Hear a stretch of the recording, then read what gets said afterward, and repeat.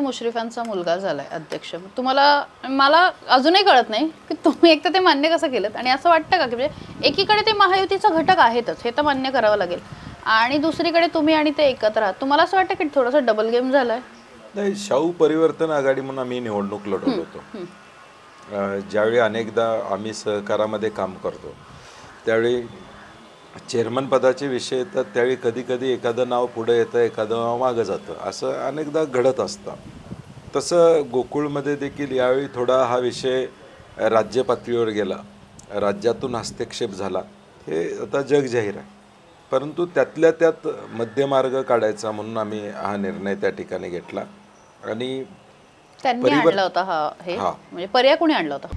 आता isakal.com आहे देशातील नंबर 1 ची मराठी न्यूज वेबसाईट.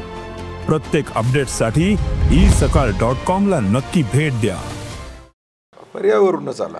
वरून म्हणजे कुठं? आता मला वाटतं की सगळ्या वर्तमानपत्रात छापून आलेल्या सगळ्या गोष्टी आलेल्या आहेत. परंतु मला वाटते राज्यस्तरावरून ह्याच्यावर हस्तक्षेप झाला असं म्हणायला काय हरकत नाही, जो गरजेचा नव्हता. म्हणजे त्याची सुरुवात अरुण डोंगरेंनी हा विषय राज्यस्तरावर घेऊन गेल्यामुळे हा विषय झाला आणि मग शेवटी राज्यातल्या नेतृत्वांनाही वाटलं असेल की बाबा इथं आपल्या विचाराचा चेअरमन व्हावा असं कदाचित त्यांना वाटलं असेल. ठीक आहे, हरकत नाही, तो विचार त्यांनी ठेवला.